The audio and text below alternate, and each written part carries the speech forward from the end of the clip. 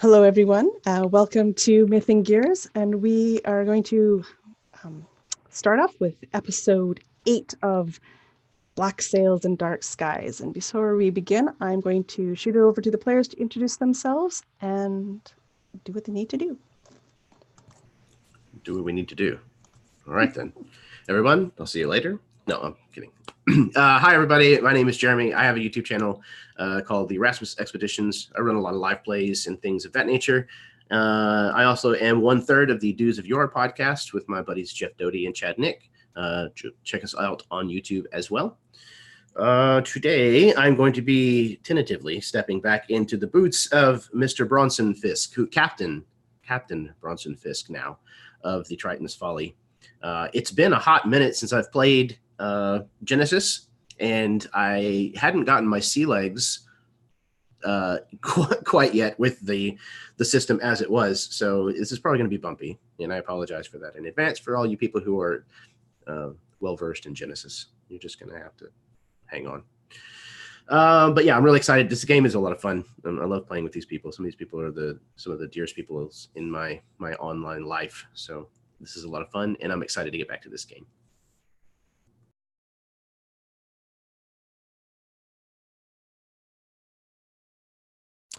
Hey everyone, I'm Baron. I run the YouTube channel RWD Gaming. That has been on a hiatus for the last 2 months, but with the introduction to Zoom into my life, I think we may be able to fix that. I run a couple D&D games over there, so look into that if that's something you're into. Today, I am reprising my role as Charlatan Charlie, the betrayed member of the crew, hurt, a little sad. Yeah, thanks for having me.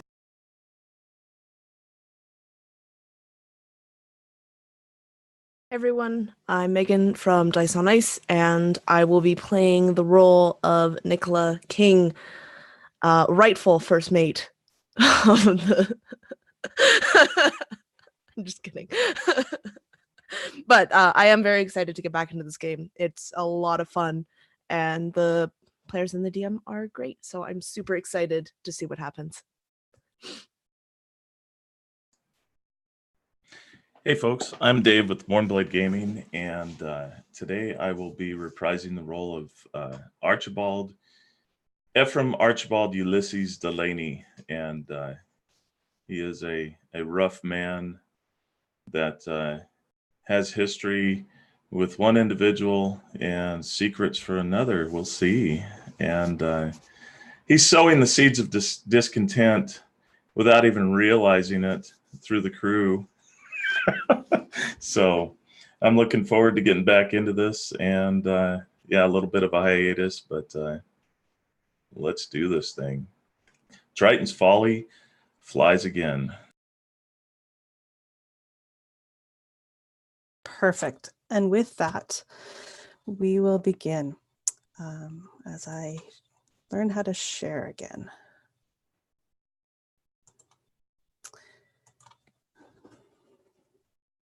So hopefully that works out.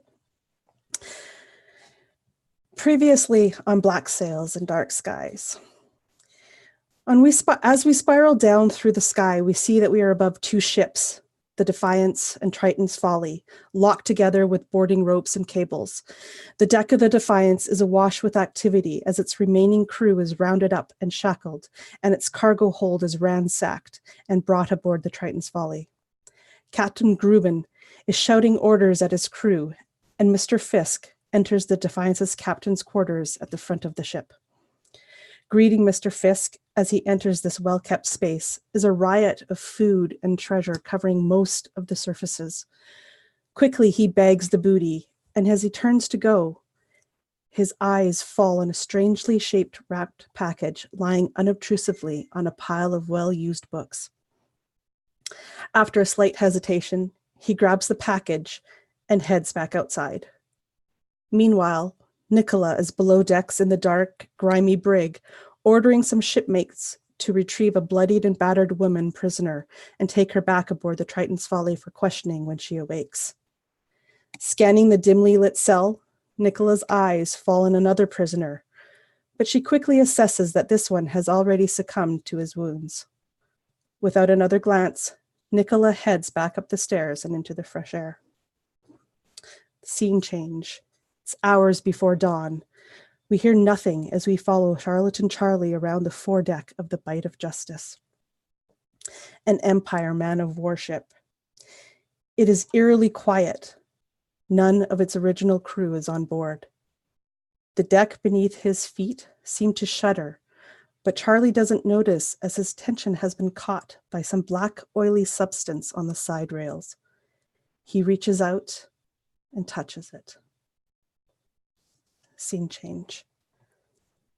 We are in a small room hastily made up for a prisoner. It is filled with the bodies of Captain Fisk, Charlie, Nicola, and Argus, as well as the woman on the bed who has just sat up screaming. They question her, but hear nothing useful from her. She begs them to give her safe passage, and then all will be revealed. Argus then steps in threateningly, and at that point, the woman, Captain Morneau, closes up tighter than a clam, and nothing else is learned. Scene change. Two men sit at a corner table in a loud, busy tavern. A tension exists between the two, but they seem to come to an accord. Their business concluded, the two, Captain Fisk and Ephriam, stand up and head out of the building. Another scene change. It's night. The moon is behind clouds. It's dark. We see a small craft, rigged for flight, though perilous, heading off into the distance, disappearing out of sight behind an outcropping of rock. But before it disappears, we see Argus at the controls, with a shackled and unconscious Captain Morneau lying in the bottom of the craft. Scene change. Nicola is praying in front of a small altar with lit candles and a teddy bear. Sorry. Can't do two things at once. Sure. Nicola is praying in front of a small altar with lit candles and a teddy bear upon it when she is attacked from behind by a man. They scuffle. Nicola is knocked down and the man grabs the bear and tries to run. Nicola manages to hit him, making him drop the bear, but he escapes outside. Nicola chases after and they head out into the night.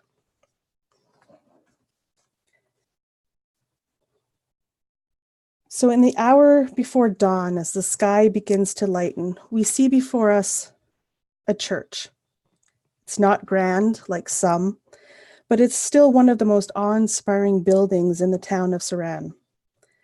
Inside, near the front, a woman kneels in prayer, a young child growing restless beside her.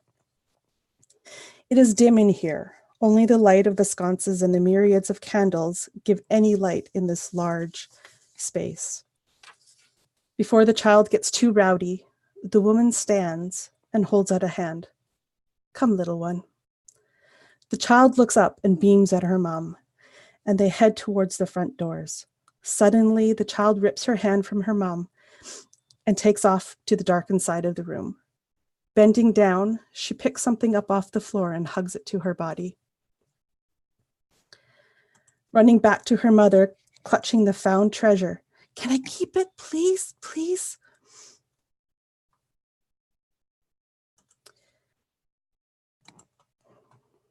Sorry. In her tiny hands, we can see an aged and worn teddy bear. Sorry. One fluffy arm has been replaced with a mechanical one. The woman turns and looks at the child. For now, dear, but then we'll have to bring it back to Father Reginald on Sunday, in case someone is looking for it. They head outside to the church. Outside, there is a commotion down the block at the mouth of an alleyway. Many coppers are there, and a crowd is forming, but the woman and child head in the opposite direction. The child is skipping and holding the bear tightly to its chest. And we see across the street, hidden in the shadows, a figure watching the pair as they pass. We catch the barest gleam of metal as light catches the copper leg of the man before he melts back into the darkness.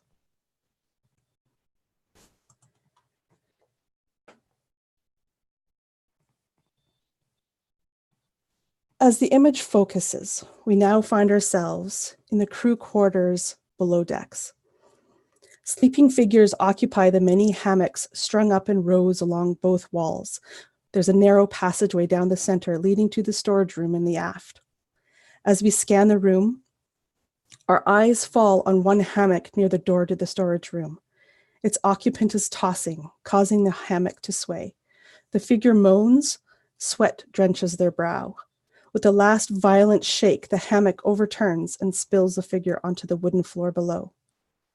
Charlie, you are startled awake when you hit the deck, your head slamming into the planks beneath you.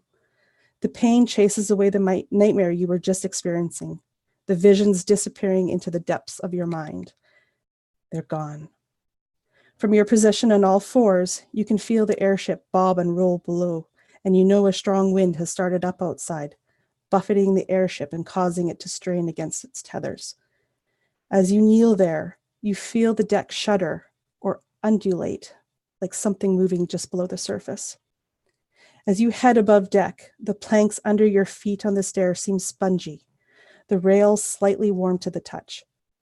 On the deck, the winds blast you, and you see the crew hurrying about, frantically trying to tie things down. In a flash of lightning, you see that in places where the deck glistens, it is turning black. Men rush past you as you walk across the deck, seemingly not noticing you. You reach out and grab one. It's Phineas, a lanky, pockmarked leg, a rigging monkey. He seems startled and turns in your direction, but his gaze goes right through you, like he doesn't even see you. You yell at him, but if any sound comes out of your mouth, it is quickly swallowed by the howling winds. You let him go, and he shudders before hurrying off. Another flash of light, and you catch a glimpse of yourself in the polished metal on the mast. But where your face should be, there is nothing but a moist, inky blackness dripping down your jacket.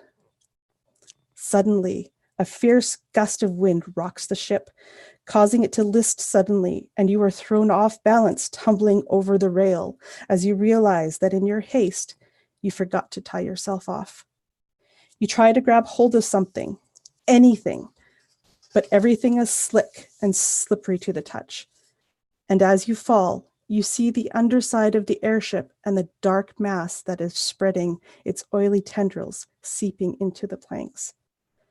And as you slam into the rocks below, you are startled awake. Lying there, your head throbbing where it hit the deck, you can feel the airship bob and roll, and you know a strong wind has started up outside, buffeting the airship and causing it to strain against the tethers. What do you do?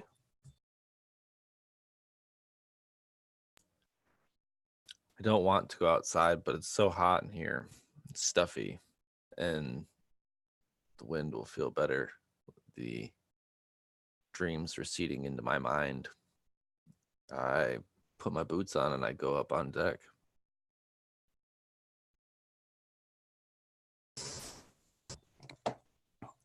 As you go up on deck, you notice that the sun is beginning to rise. It is starting to get light out. And yes, there's a wind, but it is just a normal, calm wind, like would be normal on the side of a beat, on the coastal sound. The men and women of the ship are busy packing away the supplies that you've gained yesterday coming into port. They're putting things away, tying things down. The deck is awash with activity.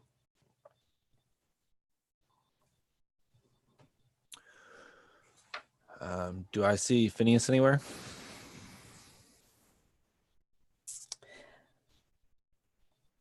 You look around the deck and searching each of the faces as they are hurrying around doing their tasks. And yes, you see Phineas, probably over in the side in the corner. He is coiling up some rope and preparing it, getting it locked down. I'll walk over to him, and I'm sure I'm not gonna like attempt to hide my presence from him. Maybe even to get his attention. How are the boys this morning? And he startles at your voice. Sir, yes. What we're doing as you asked. We're getting the ship ready for departure. Very good. From the looks of things, no snafus. Everything going according to plan. He looks at you a little bit, kind of curious. Yes, everything is going according to plan. It's all good. Is there anything you needed? Just checking in with me mates. All righty, sir.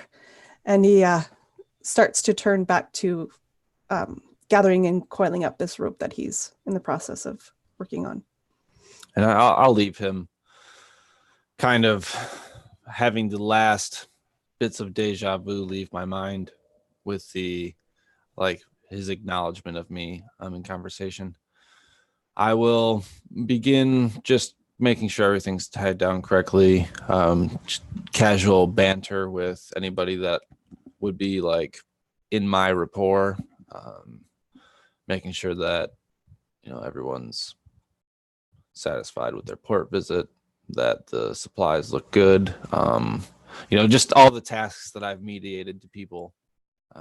Checking on those as well as just bullshitting, kind of keeping my eye out for both Captain Fisk and Nicola, but not looking to approach them.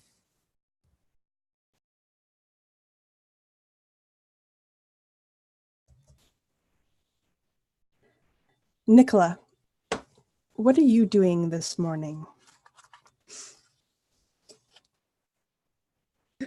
Nicola is up early. I think she would have a habit of setting up her station. She would have a feeling woken up her new apprentice who's going to take over for her.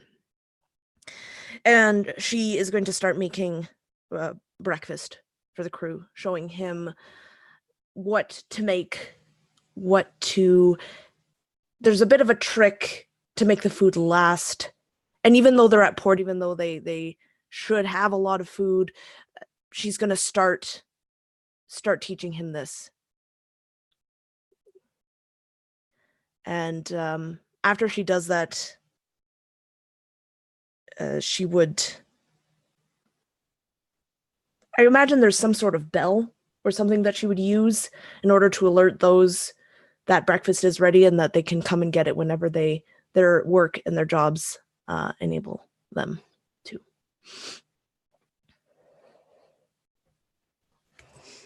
Okay, so you prepare the meal, and then once you're ready, you ring that bell, letting people know grub is ready for when they're able to come. And shortly afterwards, some of the crew start to trickle in, grab their food. What do you do once people are starting to come in and your job is virtually done at this point? She would go and make sure that her stock of medicinal needs is set in case anyone comes to her in an emergency. But afterwards, she would go above deck just to observe, just to see what everyone is doing. So as you check on your stores, you happen to have to walk by the room where you've been keeping Captain Morneau, for lack of better, as a guest, we'll say. And you notice as you go by that the door is slightly ajar. It is not closed as it should be.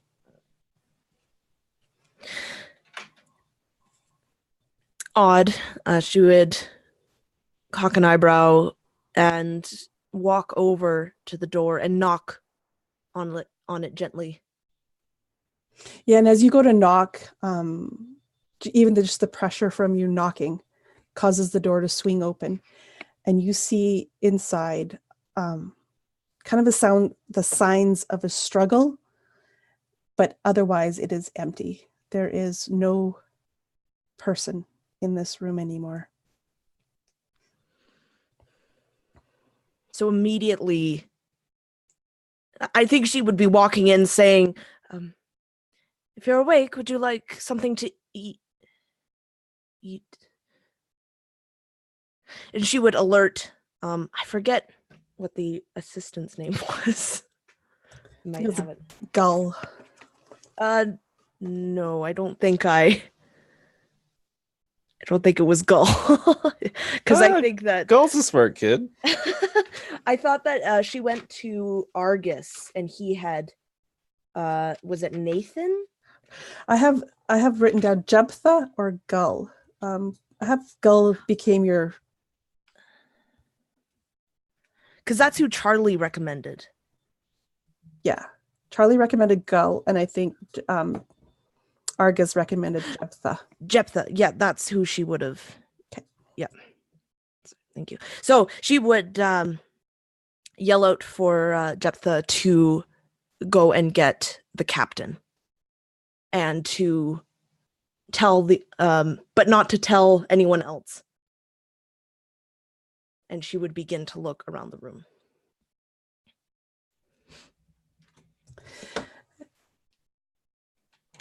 Ephriam, it is about this time when as you were heading towards the galley to get some grub for breakfast, you meet Jephthah hurrying up the stairs towards the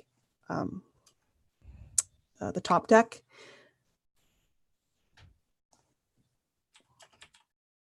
Whoa there, as he almost runs into me. What are you up to, boy?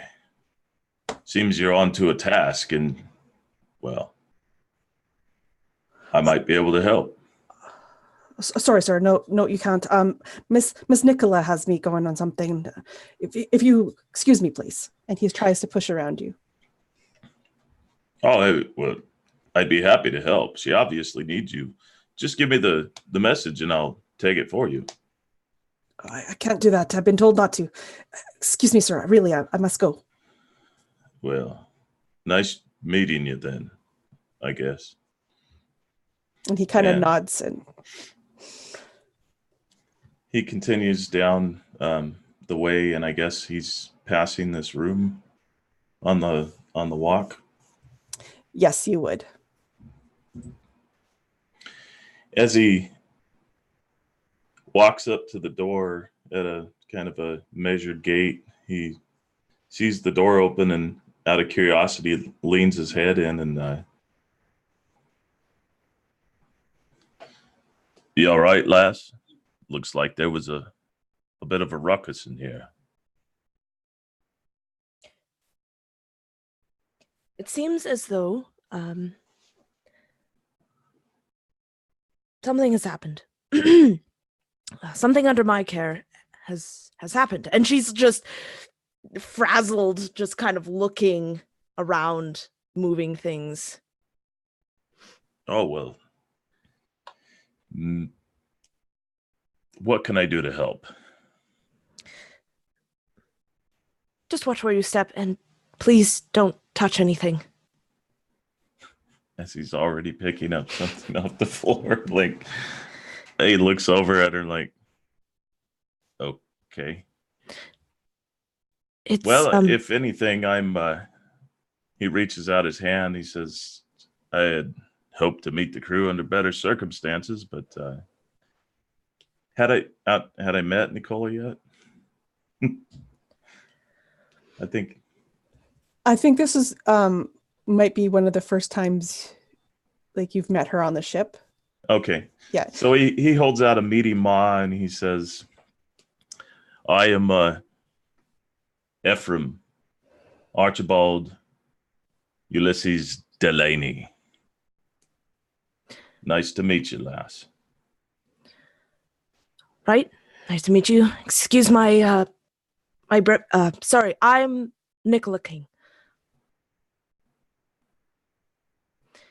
Have you seen, someone walk out of here by chance? Oh yes, the bilge rat that almost knocked me over. I sent him on his way. I offered to assist after he shared his tale with me, but he wasn't of a mindset. He seemed to be set to task, if you will.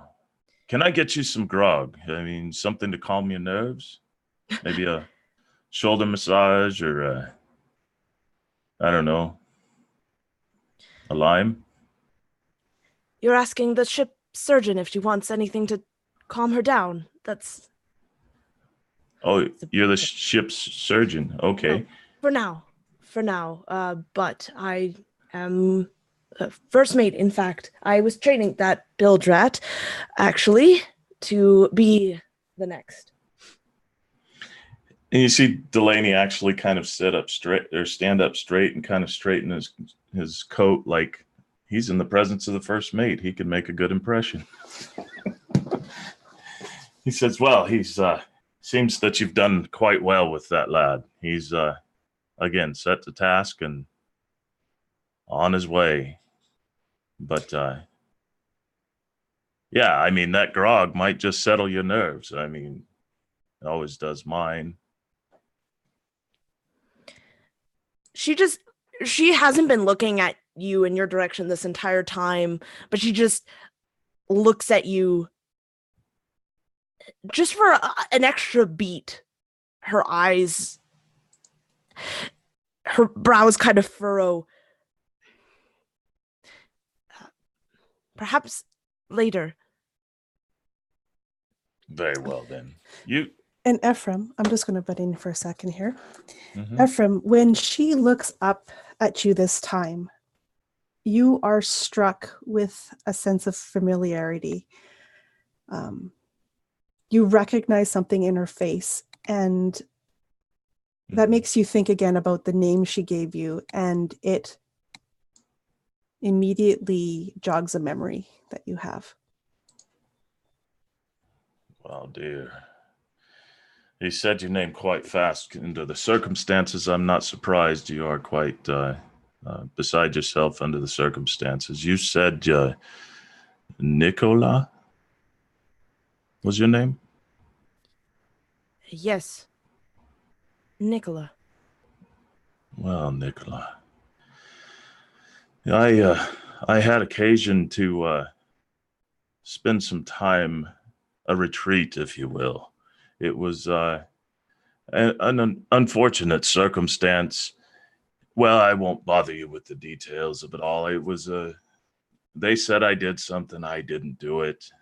I was in the carnival, and I met a good man, a man that went by the name of Stitch. Does this sound familiar to you?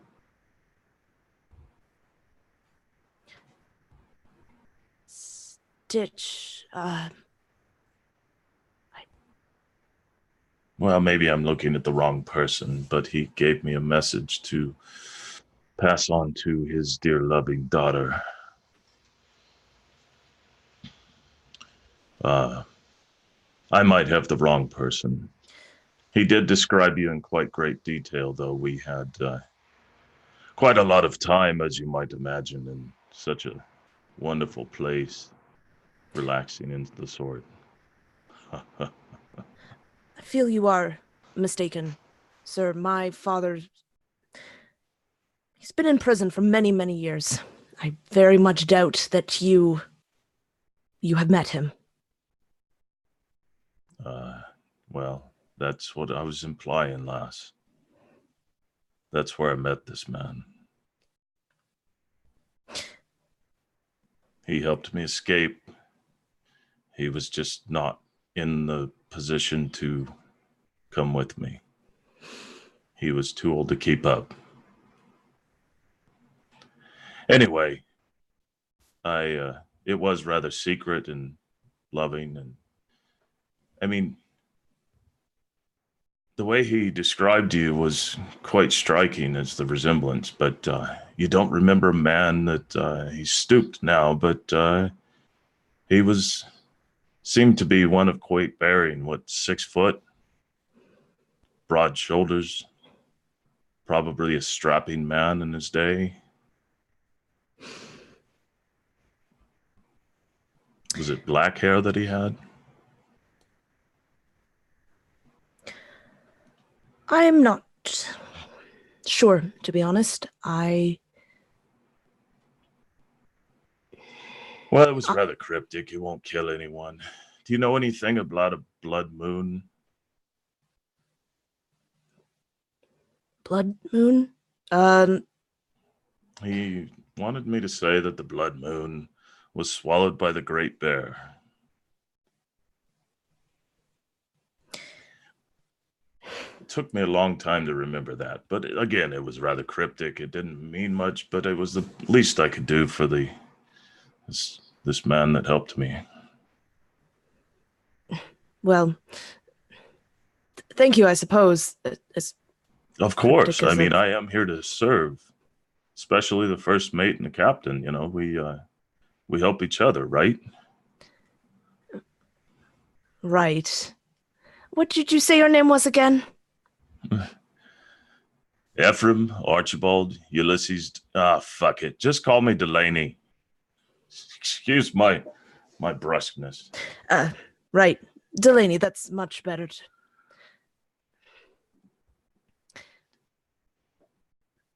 Yes, Delagny. Well, I think I need to get you that grog. Great. That sounds right great. down the hall, right? That's right. Great, then. I am going to be right back with that. And he kind of clears his throat and walks out the door to go get her a cup of something from the mess to see if there's something alcoholic. During this time, has Nicola found anything?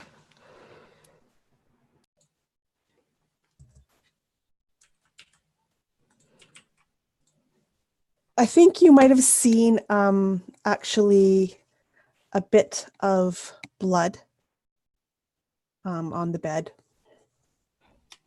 Not a lot, but a worrisome amount, because it wasn't there when you'd left her before.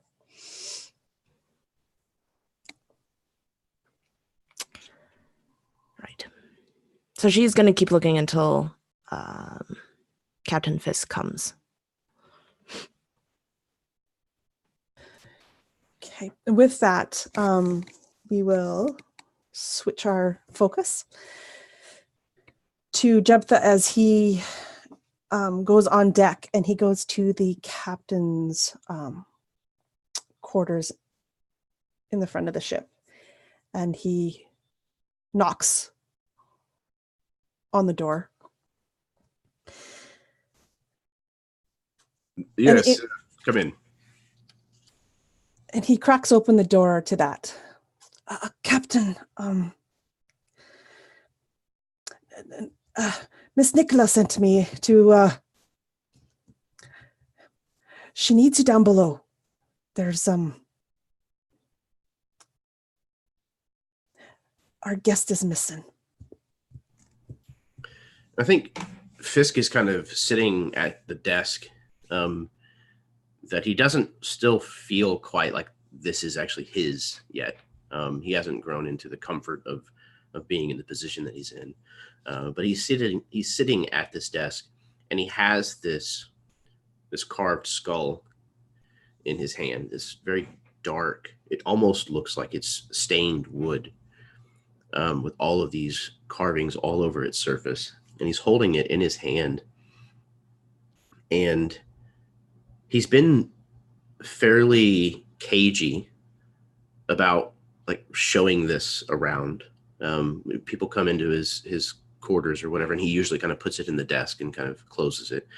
But he's become further and further enamored with studying this and looking at it in detail. And when he's permitted this person into the quarters and he's telling him what's going on, it takes Fisk a moment to actually even snap to. He's so kind of enveloped in what he's looking at that it gets all the way to the point where he says our guest is missing before Fisk actually tears his eyes away from the skull and looks up at the young boy, and he's like, forgive me, Jephthah, is that correct? Aye, sir, Jephthah.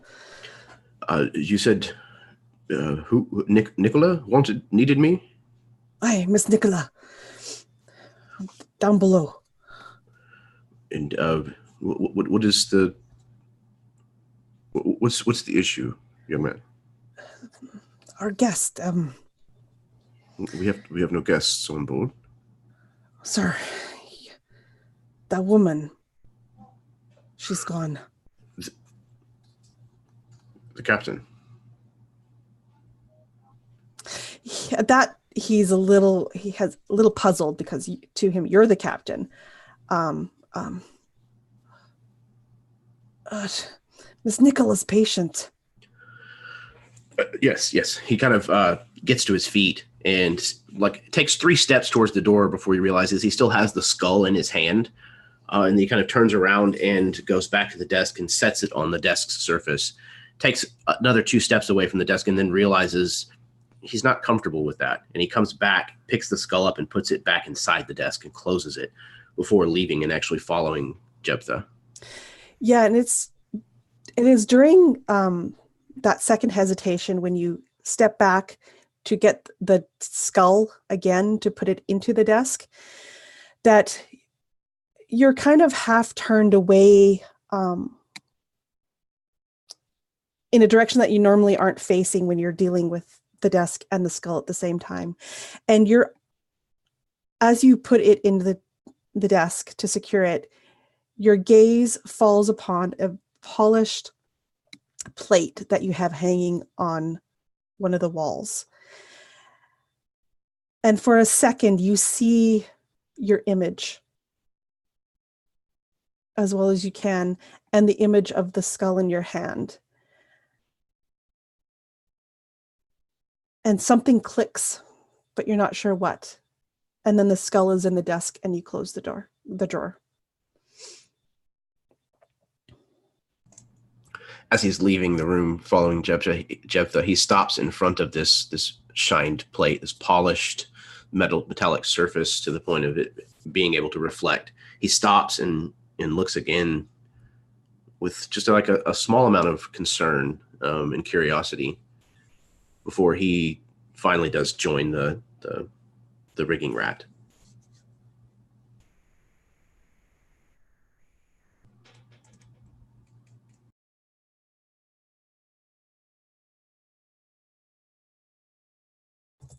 So as you leave your quarters, Charlie, you would have noticed Jephthah come to the captain's door, knock, go inside, and then shortly thereafter comes back out, hurrying back below deck, shortly followed by the captain himself.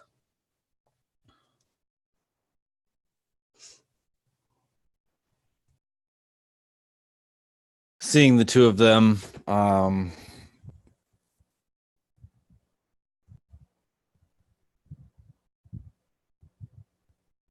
want to say that Charlie actually probably stays out of sight, or at least out of the main pathway between the 2 locations they're traveling. Maybe trying to just overhear if they're saying anything, but if they're not, I'm not trying to intermingle. Yeah, I don't think that they say anything because Jephthah's a few feet ahead. It took Captain kind of paused a second before he came out of the door. So there's a bit of a distance between the two, but you can see that the captain is walking with purpose down below decks. Can I try to make some sort of like, I don't want to say perception because I don't know if that's what it's called in this game.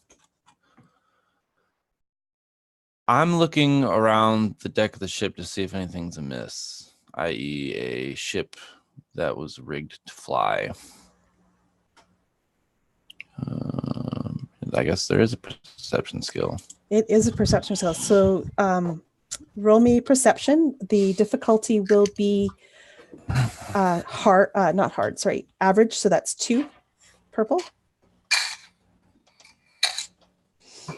This will be the first game that I can play with all my dice again. I know, how exciting. I'm gonna say she's gonna make it hard just so that you can use that Right. third die. Third purple. All right, we got 1 advantage, 1 success. Okay. So as you're gazing around, you notice that one of the life boats, if you will, is missing on the one side of the ship. It's the one that Argus had originally rigged up to be able to fly a short distance that you took to when you went to scuttle the Bite of Justice way back. Right. Yeah, so that one is missing. And while you're actually looking for that, is maybe you hold your hand up, to shield your eyes from the sun or something. But in doing so, you notice on the hand, your fingers are gray. Oh God. Like dying flesh gray, or like cigarettes if they turns your fingers gray? Does this look bad? It looks bad. Am I dying? It looks bad. It's not quite dying flesh, but it's more along that line than cigarette smoke flesh. And as you look even more closely, the very tips of the 2 fingers, your index and middle finger, are black, oily black.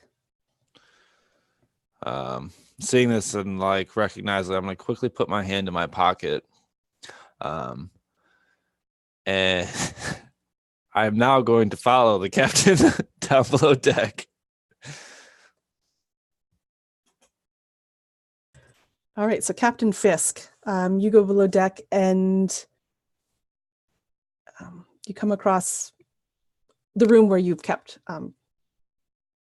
your guest. And it's Captain Moreau.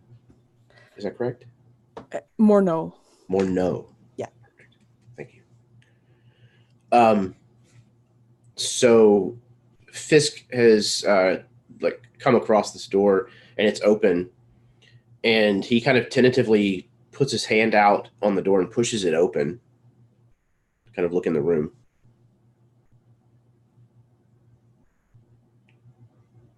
When he spots Nicola in there, he kind of starts for a second because he wasn't expecting anyone to be in there necessarily. He kind of straightens up. Nicola, good morning. Captain, we have a bit of an issue. I see. He kind of spies the empty bed. Have you searched the ship? Not yet. It's only been a few moments that I noticed this myself. I've been looking around the room, and I didn't want to cause panic, or I didn't know if you wanted to let everyone know. Is there a lock on this door? You guys had locked it from the outside. Who else has a key?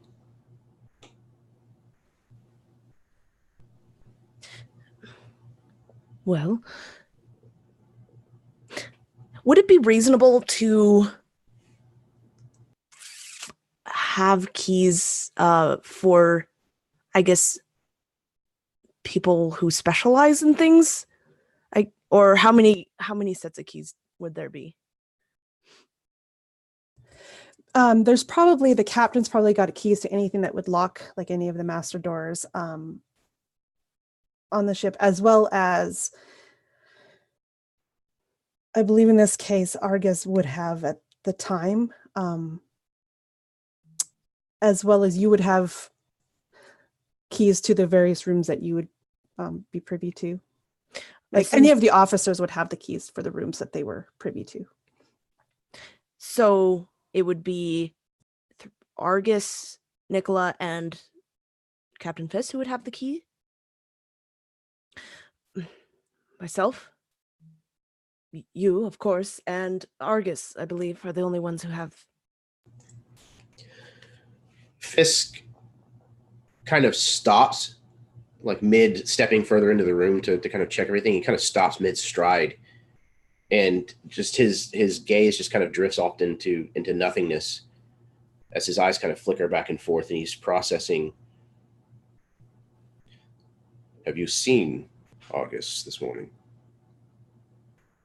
I haven't. He didn't come down for breakfast this morning. Fisk straightens up. Find out if he's on board. He said some things last night about potentially taking matters into his own hands. God, Argus. Well, I guess I must have to show you this then, but I will leave right away. And she would show the blood on the bed. I think it's about this time when, Charlie, you are arriving outside the door. Nicola, what's wrong with you two? Fisk kind of turns around, and it's clear that like, there's distraught. He turns around and looks at you, and he says, Charles, good morning. Have you seen Argus this morning? No. Which is odd, because he usually is there when we're tallying supplies, even though, nonetheless. I did notice that one of the vessels was missing from the ship. It would appear so is our guest. We don't have any guests aboard the ship. Captain Morneau, Charles. It appears that Argus may have absconded with her in the night. Why? I don't know. Argus's mind is difficult to understand. Is Jebta in the room? I'm going to point at him and, get out.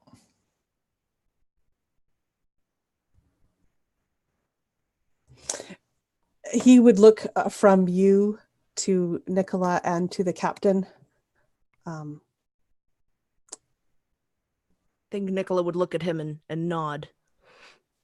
And at that, he would again look back, because at all of you before kind of nodding and turning to leave. I would see him not necessarily shut the door, but close the door, watching him leave, and pull my hand out of my pocket. What's happening to my hand?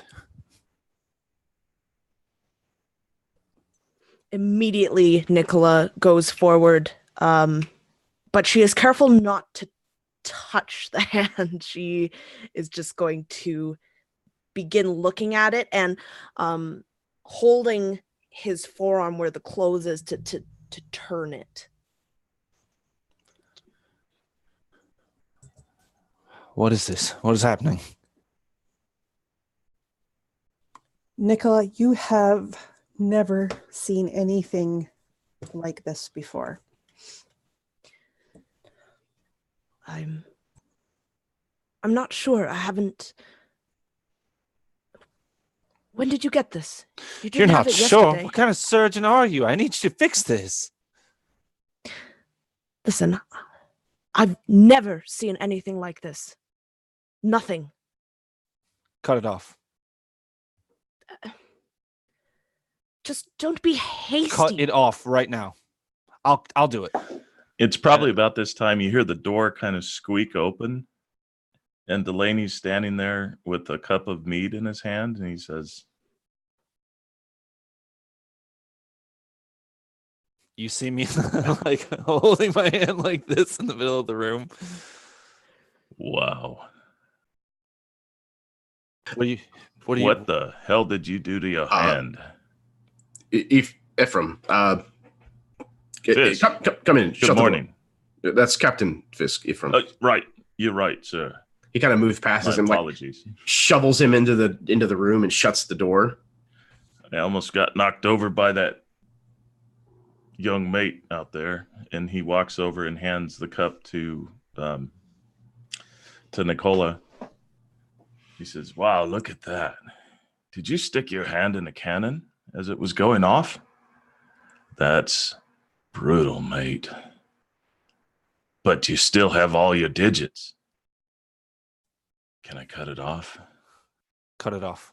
Nobody's cutting not anything looking off. at looking at Nicola. He kind of grins and he goes for it, looks around for the place to put it, and he starts grabbing it to put it down on like a barrel or something.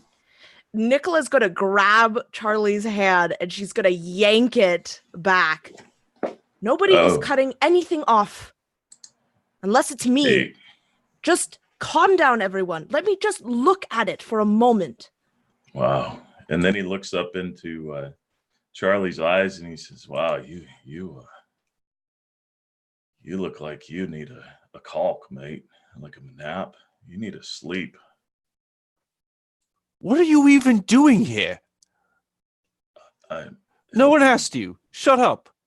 Nicola, cut it off. Nicola is going to just continue to look at it, and even though she doesn't know what it is, can she kind of tell what it's doing? Is it just... Also, is this hurting me? Like, does it hurt? It does not hurt at all. You would not have even noticed it except for the fact that it caught your eye as you were gazing. Nicola, you can make me a medicine check. Hard. Okay. All right. Medicine. So that's 3 if it's hard? Yeah. Okay.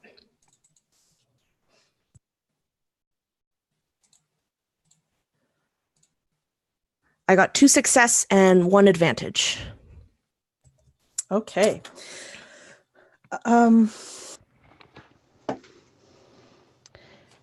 So you wanted to know what it was doing, right? Yeah, just if it's yeah, what's it doing? And she even is going to start like kind of wiping it if she can with a cloth. Okay, so as you begin to wipe, especially like the tips where it's black, when you're looking at it, it looks like it should wipe off. But as you wipe with the cloth, nothing comes off and it's still there on the tips of his fingers. Even though it kind of looks a little bit moist, there's nothing goes to the cloth. At first glance, the hand almost looks like it maybe would be like necrotic or gangrenous. But on closer inspection, you can see that's not the case. His hand, besides the color, looks completely healthy. There's no other signs like you would normally see if a hand was infected or under decay or anything. It's just an odd color. And How as you far does it go up his arm? Is it his whole hand? No, it's just on his fingers. Like the black is only on the very tips of his fingers, and the gray on the main two, like the the index in the middle, it's probably past that second knuckle there. Yeah, like right about here. The other ones, it's not quite there yet. And as you look, you can see that the pattern, the graying pattern, isn't like, it's not like a straight across. It looks more almost like how a river or a puddle would flow out. There's like this main tendril that goes out as it widens back towards the tip.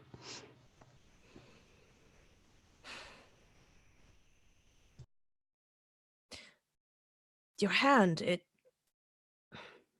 looks completely fine. Are you in any pain? No, I don't think so. And I would like try and move it. I mean, I'm sure it moves fine. Kind of just like testing what is kind of going on with my hand here. Yeah, and as you move it, you would not know there was anything wrong with your hand at all. Like, it feels perfectly fine, normal. You don't feel anything different. Are you doing something with some form of stain? No. Not like this. Have you been to the cat house recently? Putting your hands where you're not needing to be, boy. You never answered my question. What are you even doing here? Well, let's not get hasty now. We need all minds on this task, right? Right, Captain? He looks to Nicola, and he says, I think perhaps only Nicola's and Charlie's opinion will matter in this. But thank you, Ephriam. Well, the captain has spoken, then. Let it be written, let it be so. Will he be all right, Nicola? Be honest, I'm not sure. There's no decay in his hand, and he has full faculties of it. It's only in the fingertips. Before we cut off your hand, let's wait for even a few hours. And she is going to take some ink, and she's going to draw a line. If she can get a different color of ink, that would be even better. And she just wants to draw a line of where it stops on the fingers.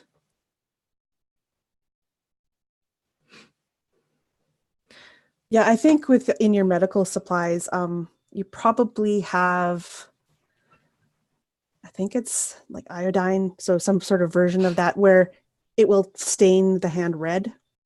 Yes. Yes. Yeah. So she's going to use that. You keep an eye on your hand. Don't wash it, or else the stain might come off. Or get it wet, and keep an eye on it, and let me know immediately if anything, if it spreads. Famous last words. And I'm going to turn to leave and like have my hand like in my coat until I can find like some sort of glove or something. Fisk kind of grabs Ephriam. Do not speak of this, either of these events, until we get to the bottom of it. You have my word, Captain. These lips will not utter such things. And he winks at you like, we have an accord then. He grins and you can see his blackened teeth. Like, he inwardly shudders and kind of reaches for the door and opens it. We should search this ship. We need to see if we could find Argus or Captain Morneau quietly. He kind of emphasizes to the three of you.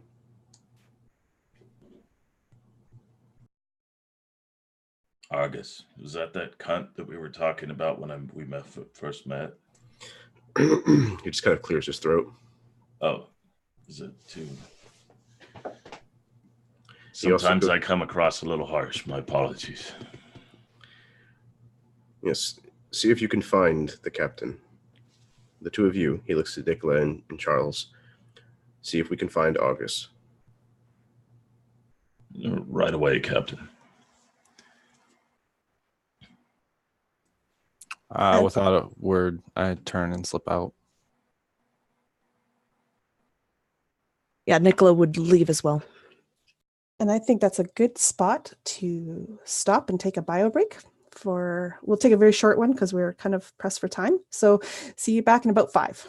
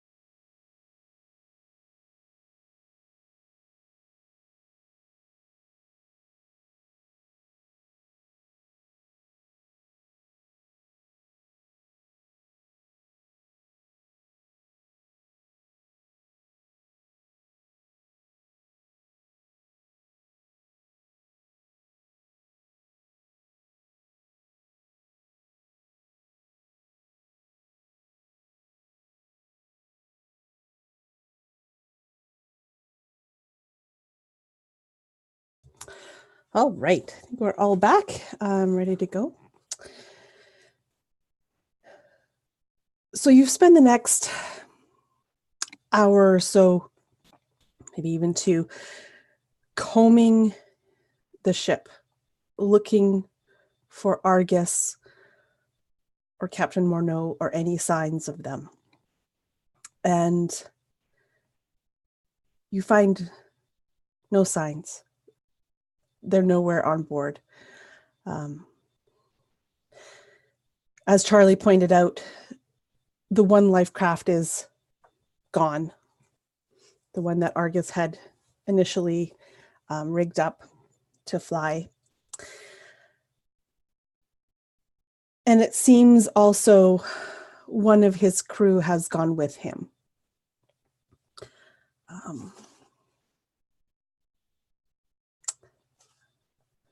Jebediah, I can't even remember his, something.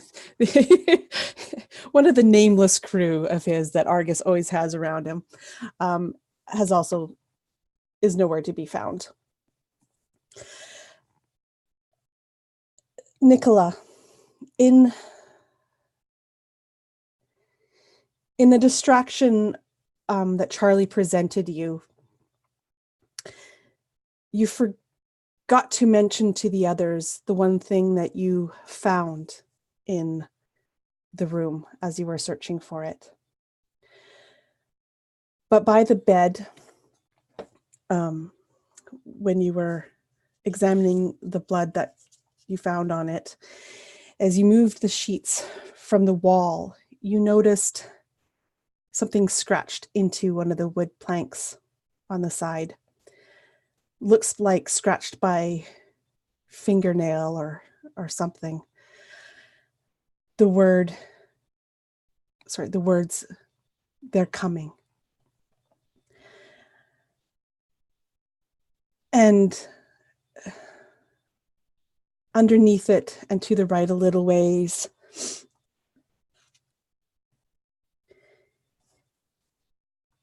you see the phrase also scratched in that same, looks like the same kind of hurried writing. "By the light of the blood moon, all shall be revealed."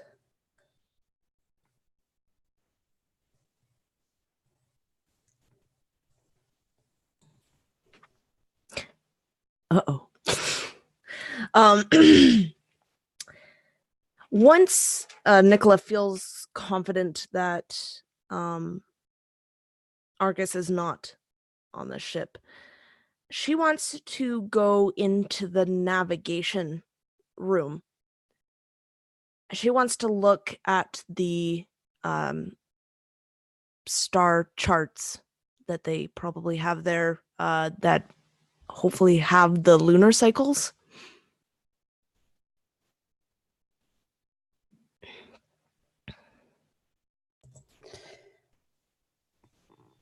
I would like you to make me a navigation check. And if you don't have that, it's an intelligence based skill. Oh, okay. I'm like, I don't think I have it here. Okay. And what's the difficulty?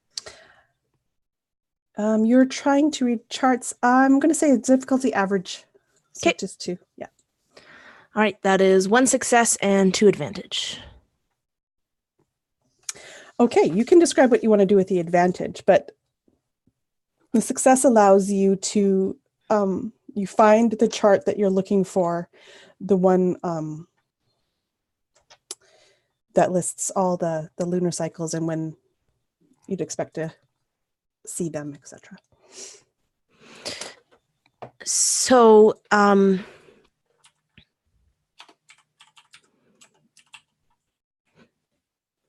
she is going to look for the next full moon. The next full moon will be probably in about 6 days.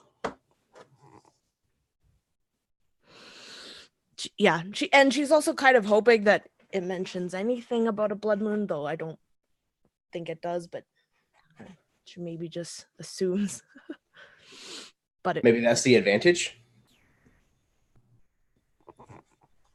Yeah, I like that. So just as you're about to maybe close back up the chart, you notice a little bit of a sidebar where it lists blue moon, blood moon, all these things. And it says the next blood moon will be in about a month and a half. Okay. So she is going to try and find Captain Fisk next. I guess I should say probably closer to 2 months. A month and 2 months less 6 days kind of thing. Yes. Right? Yes. Yeah. Okay.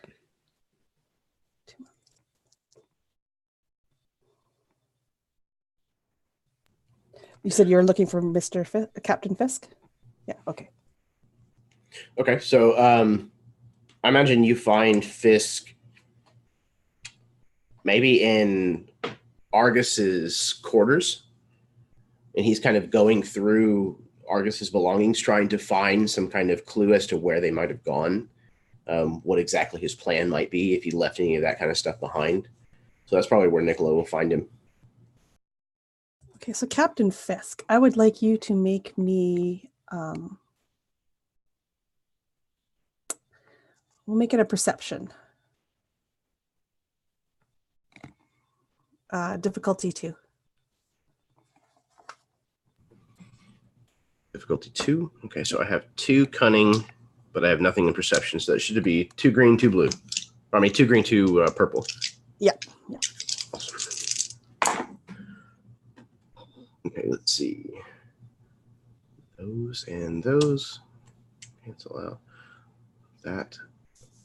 Okay, so I have a failure and an advantage. Okay, so you don't really find anything.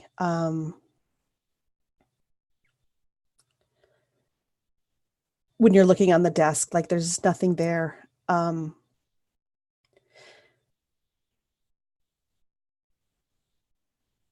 But maybe on as you turn to go, you see something that has like maybe like a scrap of paper or something that looks like it had been ripped off potentially and has fallen to the ground.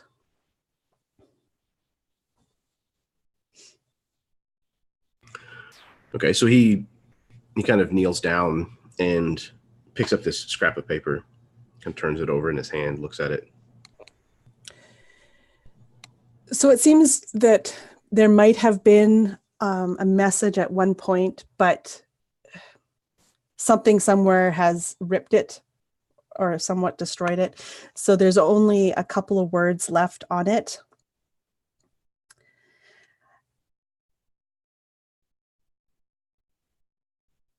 And you read the words,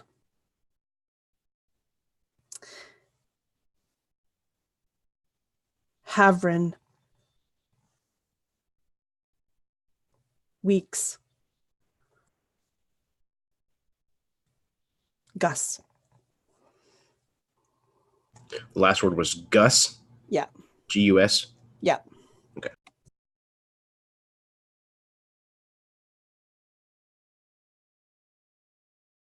I imagine that's when he's got this piece of paper and he's turned it over to the point where he can see this light or this writing, and he's kind of holding it up in the light of the porthole that's kind of coming in. That's probably when Nicola comes in. Did you find anything? He kind of looks up from where he's knelt on the floor. He kind of stands up, hands her the piece of paper. I've just found this, yes. Not sure exactly what it means, but Havrin. Was in Port Havrin? What do you think? Could be. Havrin's a very unique name, but Gus? I'm not sure about Gus. It appears that he's took someone with him, one of his lackeys. Could it be that his name is Gus? No. No, I don't recall anyone with that name.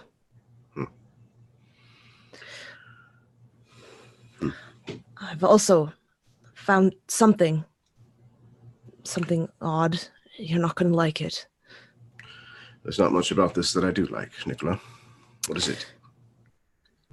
There was something scratched into on the side of the bed of Captain Morneau. It was their coming.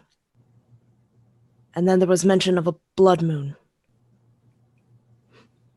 There's kind of like a cold, clammy feeling that kind of washes over him whenever he hears the phrase "they're coming," and it takes a second to kind of reply. Blood moon. I don't understand. It said about something being revealed under the blood moon. And I took the liberty of looking at the charts. The next blood moon is in about a little less than 2 months. Well, I suppose that could be a good thing. We at least have time on our side. They're coming. You don't think... He kind of just leaves the question hanging.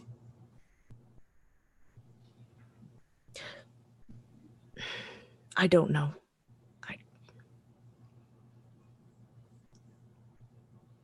We still don't know what those things were, what we were facing.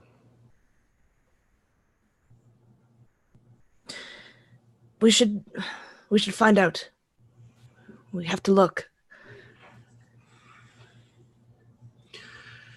And if I'm remembering correctly, Karen, the place where we are currently docked is not... I just had a brain fart on the name of the city that we were heading to do the research. It's a word. Paragon. Paragon. That's what it is. You are about a day's ride south of Paragon. Paragon being a big metropolis, probably not too friendly to your sort. So you would have to, which is why you came into Saran instead. And just so you know, like the world view, you are about 3.5 weeks or so across the endless sea from Port Havern. Okay, so yeah. Trying to think of him sailing to Port Havern in one of these lifeboats is beyond like absurd and desperate. Okay. You think the information that you will need, Nicola, is at Paragon? I have some friends at the university. Old classmates who teach there now. They should be able to help me. Well, we can't exactly sail into Paragon flying our normal colors.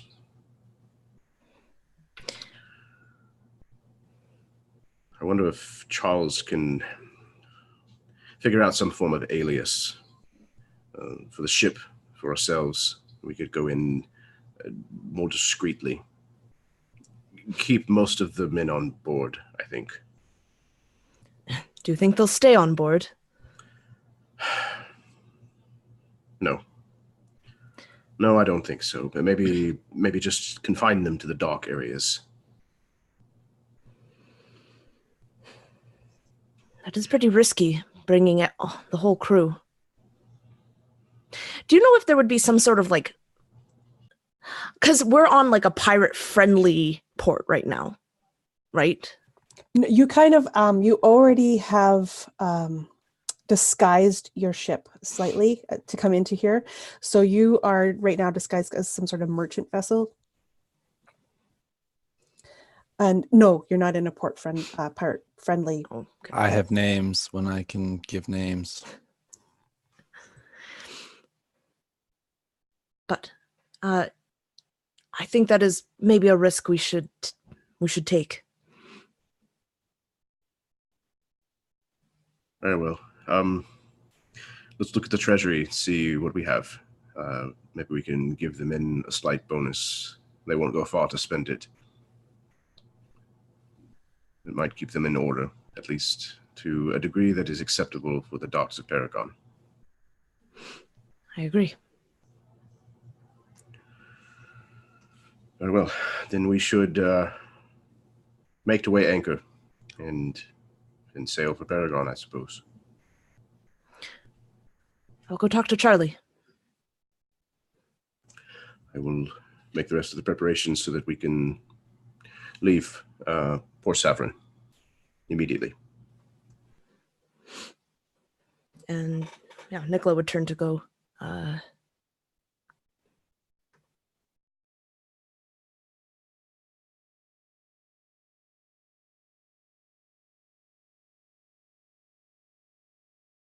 Ephriam and Charlie, is there anything that you are doing at this point?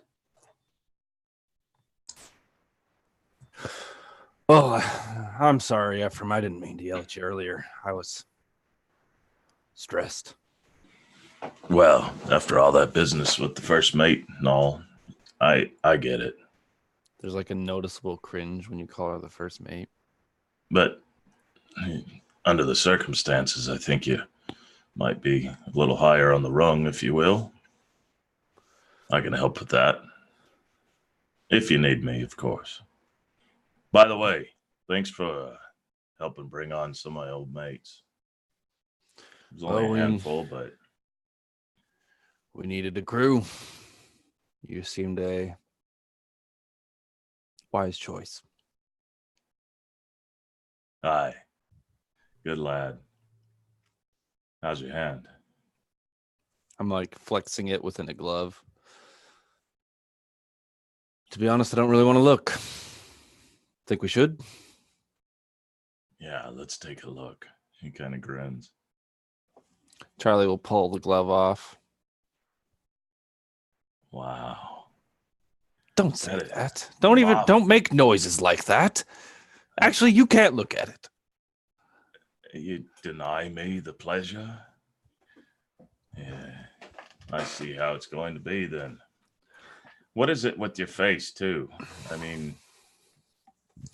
Well, I'm not going to reveal everything about myself to you right now. Oh, well... You can only get so many of my clothes off, Ephriam.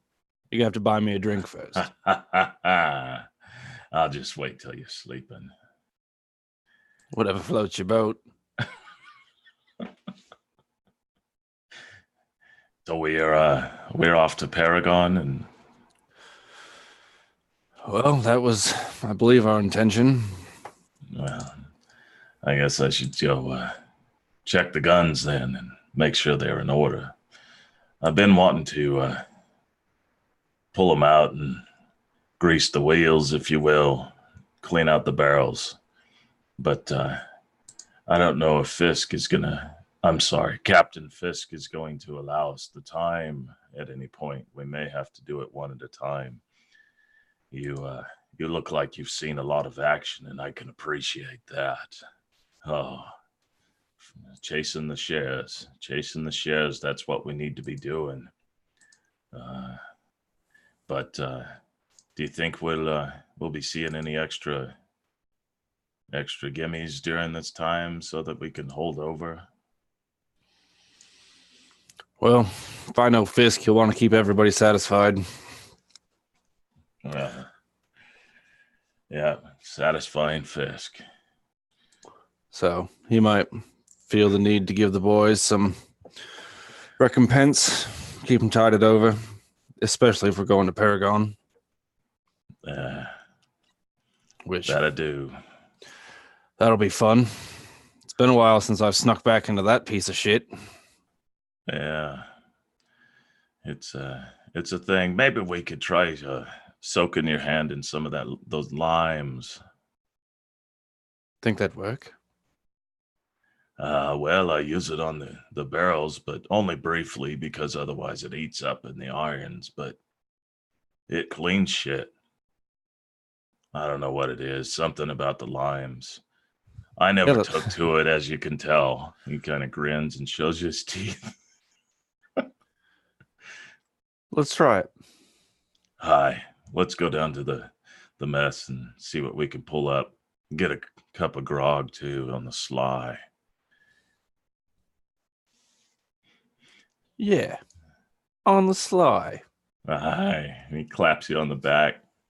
Just don't touch me with that hand as you go walking down. I'm like once again holding my hand out in front of me. Has it changed any? Has it grown, or is it still the same? From what you can see and what you can tell from it, it has not moved at all. It's the same as it was a couple hours ago.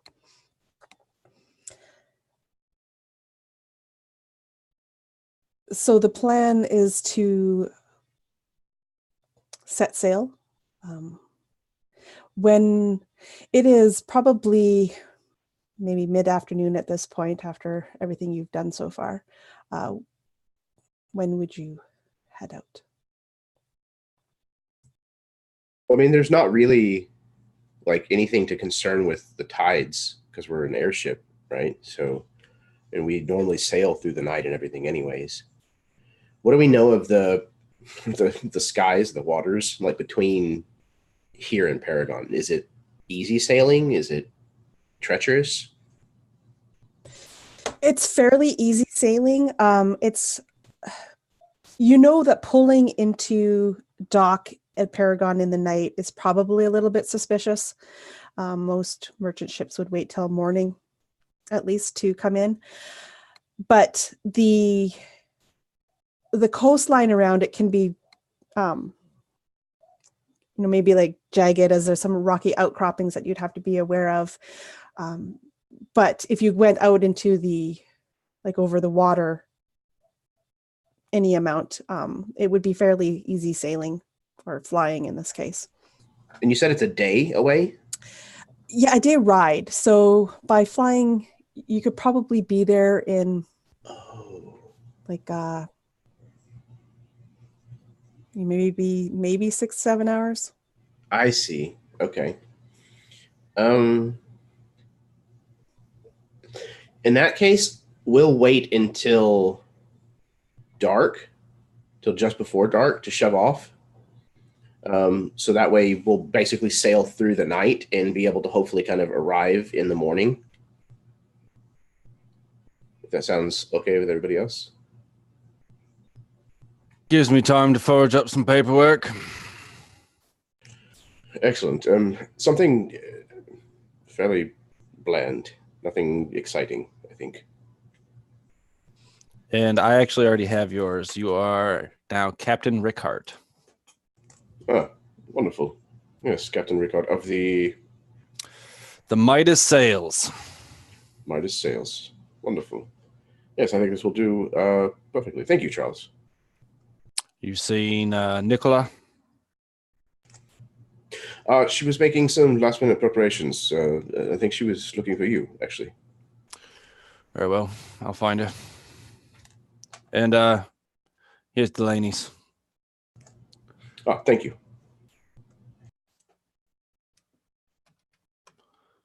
Which his is Gladder Deal.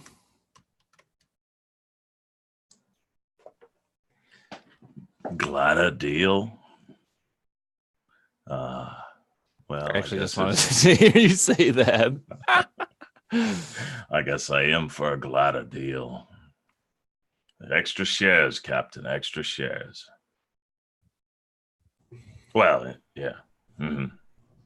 Yes, Ephriam. As agreed.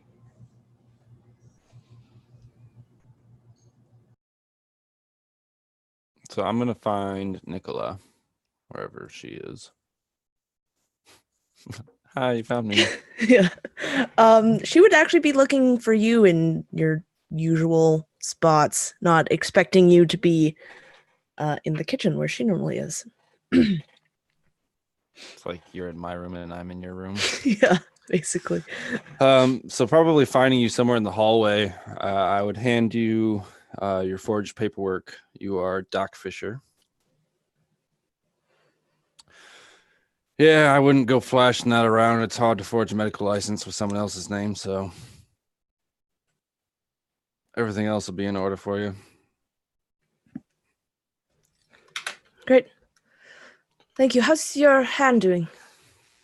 I pulled the glove off. No change. No tenderness? And she is actually gonna like, I'm sure she has like just like a small knife with her. She just wants to like poke it. Just poke the finger enough to draw just like a drop of blood. Because she suddenly has a thought. Like before he sees the knife, I'm gonna be like looking away or something. Like they're tender. Soaked them in. Ah. So do you prick right where the black is? Yes. Okay. So Charlie, you feel it and you can call out, but it's not quite as painful as what you would typically expect to be poked by a knife with, though it still hurts like you wouldn't believe. Nicola, as you do so, you wait for the blood to kind of well and drip. And it does. But it is not red like you would expect from the blood. Swirling inside the red drop is black, inky foulness. She holds that on her hand. And then she would immediately grab his hand again and poke him further down the hand where if he let her. Stop doing that. I told you if you're going to cut it off, just cut it off. Don't be a baby. 1 second. It's the last one. And she's poking where there wasn't any of the black. So I can maybe imagine that you're poking in like in the palm of his hand in the meaty flesh. And that stings like you wouldn't believe. And as the blood wells, again, you're expecting this bright red blood. And in this case, it is. It is regular, normal, what you would have expected.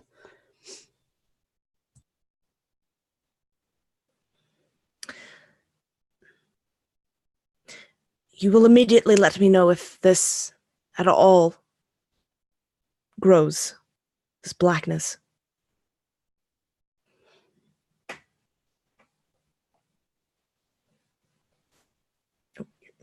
Yeah. I got it. So, all right, we're going to Paragon. That's the easy part. I can get us in. What are we doing there? We're going to find info on these things? I hope so. There's a university there. They have tons of books on lore and anything you can imagine. All right, well, I can't say I've read a whole lot of books in my day, but I've definitely heard my fair share of stories, and I've never once heard anything like this. You haven't, but maybe someone else has. Long time ago. Perhaps we should look at some ancient ship logs. Yeah, that seems like more your cup of tea.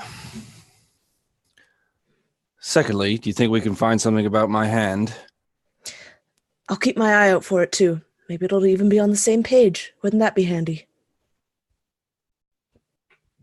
I don't know if you're trying to be funny, but you weren't. All right, well, what about Argus? What other ports could he have gone to? He may have been heading for Port Havren, but that's insane. Think he might have gone to Paragon? Perhaps. Maybe to get a bigger ship? Maybe. Argus is a fool, but he's not stupid. If he doesn't want us to find him, chances are we won't. Well, I mean, I suppose it couldn't hurt for me to ask around once we get there. That's probably a very good idea.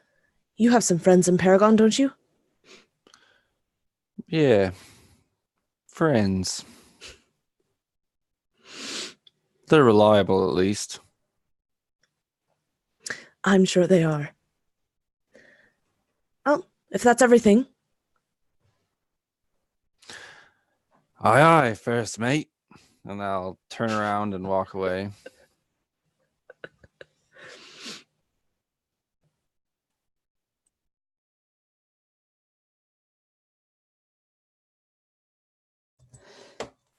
So as night falls, you ready the ship to sail, to fly away. And you begin the 7-hour journey north. Captain Fisk, what are you doing while the ship is flying?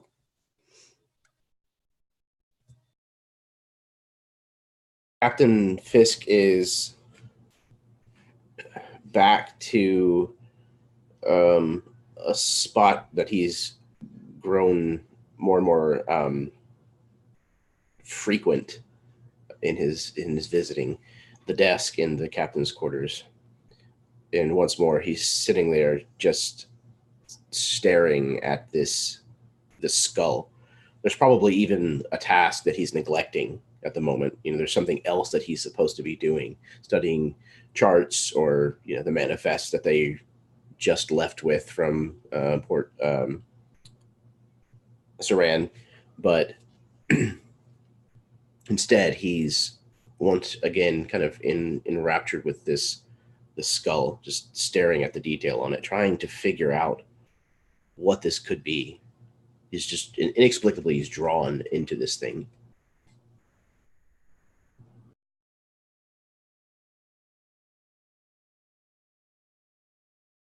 And your gaze once again falls upon that polished metal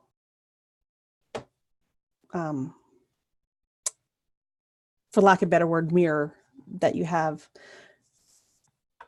in your quarters there. So as he's kind of staring at this thing, it's almost like, it's in focus and this mirror on the wall is kind of out of focus. And then like the focus shifts and his eyes are drawn to the mirror itself again. And he thinks for a moment and then stands up and approaches this mirror and holds the skull up into the mirror where he can see its reflection.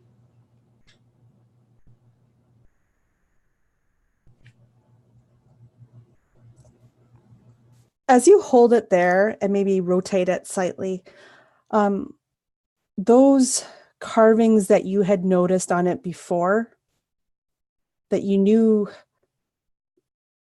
with all of your being meant more than just carvings. As you turn it in the mirror and you're looking, you can see that they make sense now. They spell words. The words were just mirrored. And it's in an ancient language. I'm not sure, how much does Captain Fisk know of lore?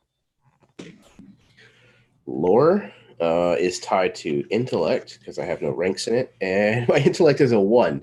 So I'm going to go out there on a limb and say that Fisk is probably not very book smart at all. So not something he would know. So maybe you can't read it, but you now see that they make words. Yeah.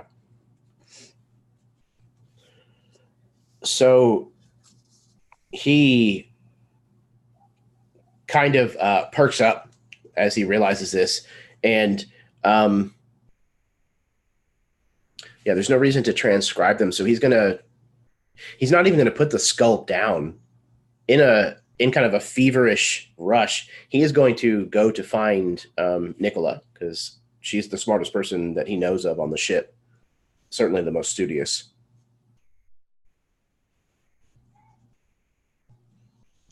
This is probably like late at night, early in the morning. So she may even be sleeping or something. Yeah, she probably is sleeping. So like wherever Nicola, like wherever her quarters are, like Fisk just bursts in, like throws the door open like so hard that it like hits the wall that receives it. Nicola. What?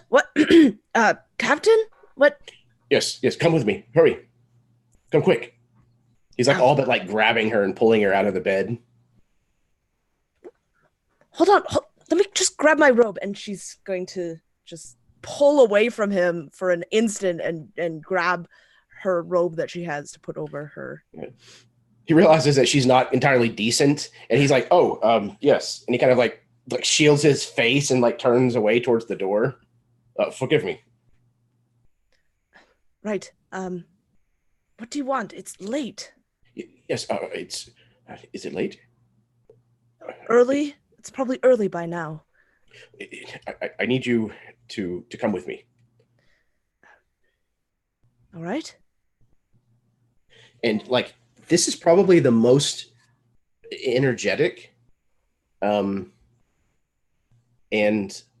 least collected that you've probably seen Fisk. And he like rushes you back to the captain's quarters. She would follow. She'd keep pace with him. So he once again kind of flings the door to the captain's quarters open and doesn't even bother shutting it behind them. And he rushes over and goes to like pick up the skull that's, you know, in the desk, and then realizes he still has it in his hand, and he's had it in his hand this whole time. Look. And he kind of handily kind of moves the two of them over to this mirror and holds the skull up in the mirror so that hopefully she can see this reflection. Has she seen the skull before? I think, has she seen him looking at it before? Or is this? I think because it was part of the stuff that we found on the Bite of Justice, I think. Mm. Yeah. Yeah, you found it on the Bite of Justice. I'm not sure if Nicola has seen this or not. I don't know. I mean, Fisk has spent a lot of time looking at it, so you probably didn't see it in the beginning, but you've noticed it kind of sitting on the corner of the desk and things of that. And he's been a little like, again, like cagey, kind of protective over it. So, what is this all about? And she's not really like focusing on the mirror. She's still kind of like tired and doesn't really know what's happening. So she's more like looking at you than at the mirror. The carvings, they're words, but I can't make them out. They're in some strange language. Look, and he kind of indicates the mirror again. And she would actually turn her head this time and look at what he's pointing at. Does she see anything different? So you see the carvings that he is indicating, and you can see in the mirror, it's a little bit dark. So I can imagine like you grab like the lantern or whatever that's sitting on the corner of his desk, and you hold it up as you go, like you hold it up so that it shines on the skull more, and sets those carvings into a better relief. And you can see what he's talking about. There are definitely words here. They are words, ancient language. Luckily, in your schooling, you have actually come across them. You're not sure if you get the translation quite right. I mean, you're kind of rusty and it's not language that you're used to. But what you read says, by soulless blue gaze, make visible the unseen, the heart's resting place. So I can imagine that, yeah, as she kind of recognizes it, she's, oh, this is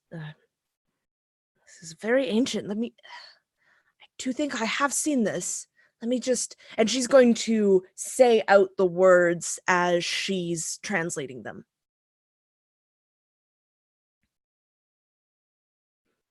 What does that mean?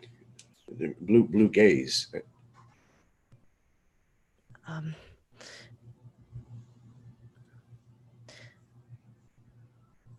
The heart's resting place. I'm not sure.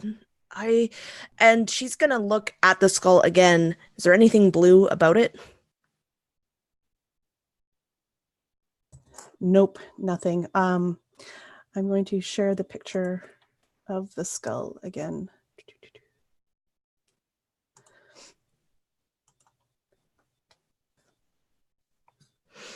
Right.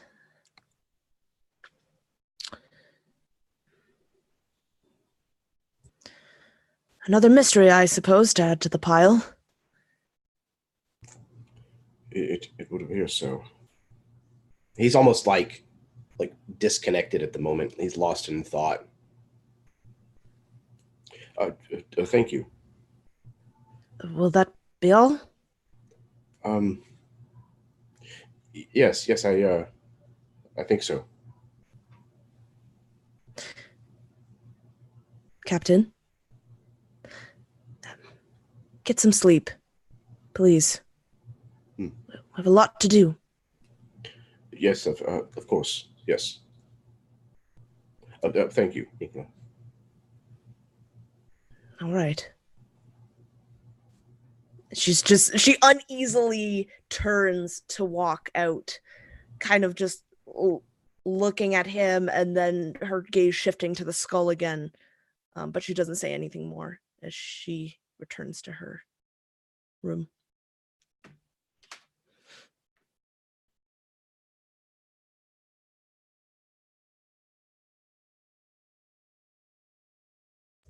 Is there anything else anyone would like to do before we hit port in Paragon?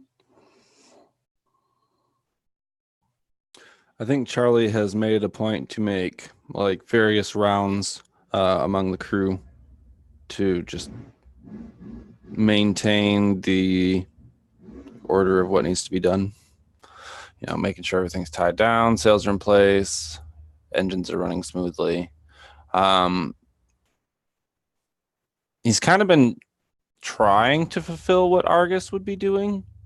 I think he was our navigator, so I'm trying to make heads or tails of stuff as well.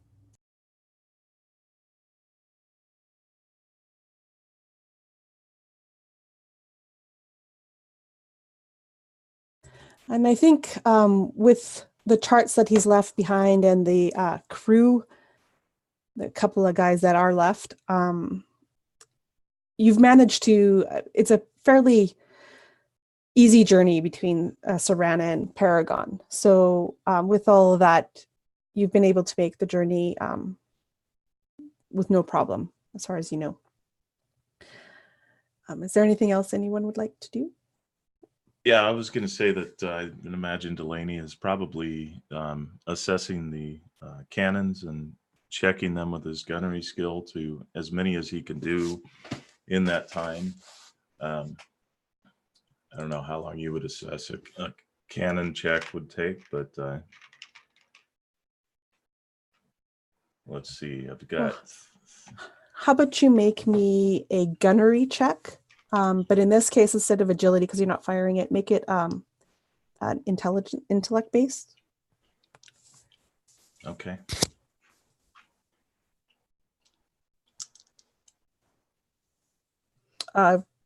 Average is hard. Sorry, average is hard. Average difficulty. So 2 purple. I say, wait a second, is this Blaze in the Dark? Right. So this can be 3 green, right? Because I have 3 in that. So you have 3 in gunnery? Is Yeah. that right? Yeah. And what's your intellect? My intellect is 3. Okay, so this will actually be 3 yellows then. So you have 3 Okay. yellows and 2 purple.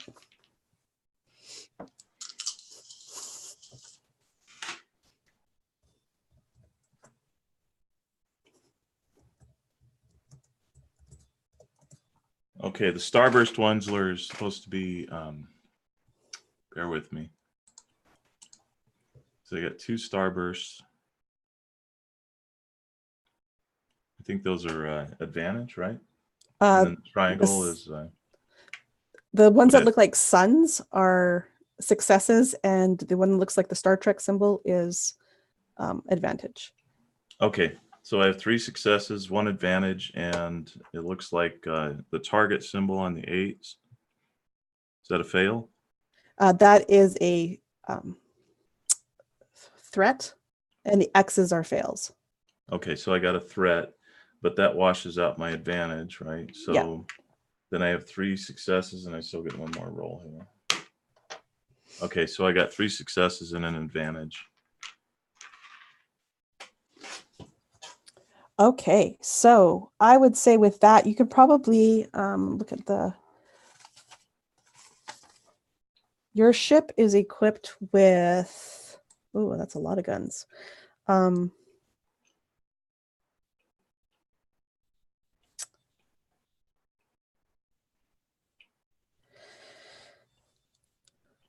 Yeah, you've got like what's 38 cannons along the broadsides, and then you've got 2 in the front and 4 in the back. I would say with that rule, you can probably get through half of the ones that are on the side that was most fired. So you've got like 12 of the bigger cannons and 7 of the smaller cannons on the one side. That was the side that you would have had most of the battles with the 2 ships, etc. So those are the ones you concentrated on, and you got about halfway through them in this allotted time. Okay. And based on the crew that work down there, they feel comfortable with the other side, the other guns? Yeah, it'll take another full day to do the one side, and then you've got the whole other side to do. It would be easier if you weren't moving, Right. But with moving, it takes more man work to kind of hold the cannons. Well, I'm saying if I assess the crew's assessment of that, meaning I just asked them because they obviously worked on it before I got there, and they seem to think they're functional on the other side, and I feel confident in their assessment. Yeah, I would say so. You definitely want to probably give them a clean at some point, but you think you're running good at this point. Okay. Yeah. So I would imagine that I would report to the captain, because that's what I would do, and just explain that the situation, that knock on the captain's door and wait for the acknowledgement. Is he speaking? Yes, come in. Yes. Fisk, sir. We have, I'm sorry, Captain. I remembered. Yes. I have addressed the cannons on you said the port side? Karen? I'm sorry, I missed that. You said I addressed the cannons on the port side? I'm actually thinking they would have been the starboard side Okay. from what's going on. Yeah. All right. Report, sir. I have taken a look at the starboard side cannons. They are cleaned and ready to go. They seem to have the most use, and under the crew's assessment, they seem comfortable with the state of the other guns. So if we do see some action, we will be ready. But thought you'd like to know, sir. Yes, of course. It's probably obvious to you, Delagny, that he's been sleeping at this desk. Like the papers are kind of like crumpled and disheveled in the center, and there may even be like a little bit of like imprint of like paper and stuff on his cheek. And he's sitting at the desk, and it looks like when you knock, it woke him up, and he's just like kind of blinking. Yes, that's good. Good news, Ephriam. Thank you. You feeling all right, sir? Yes. He reaches over and kind of takes this carved skull from the corner of the desk and kind of puts it in one of the drawers and shuts it. Yes, I'm just tired is all.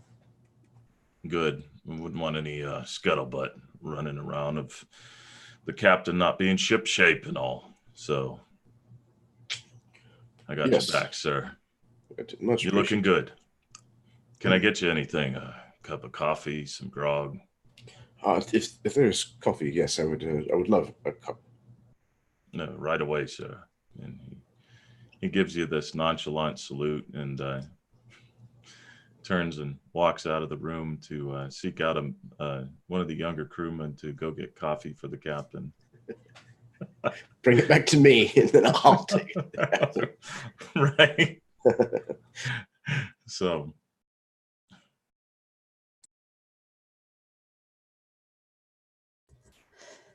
So, and with that, we will leave the Triton's Folly as it approaches the docks of Paragon early in the morning hours. And our gaze shifts at this point. We find ourselves inside a small, low-ceilinged room. Bunches of dried herbs hang along the walls among the tiny shelves that hold the barest quantities of dinnerware. There is nothing fancy about this mean space, and though it is run down and old, it is clean and well kept. It is dark, with the only light coming from the lamppost outside, shining through the small window in the wall above the only counter in the room. From deeper in the darkness comes the sound of a woman's scream, abruptly cut off, and soft gurgling replacing it. Then a beat of quiet, in which we can hear the soft sounds of a child whimpering, until that too is silenced. A tiny arm crosses in front of our vision, falling lifeless, the object that was clutched in its hand spilling onto the floor. A teddy bear with one mechanical arm. A figure stoops and gathers it before quietly crossing the room, dagger dripping. The copper leg glints in the beam of lamplight from the window as the figure disappears from the house. Then all is still once again. And with that, we're calling it a session. Thank you, everyone. It's been a blast, and we will see you probably in about a month as we pick it up for session number 9. So thank you, everybody. I am going to call it a night.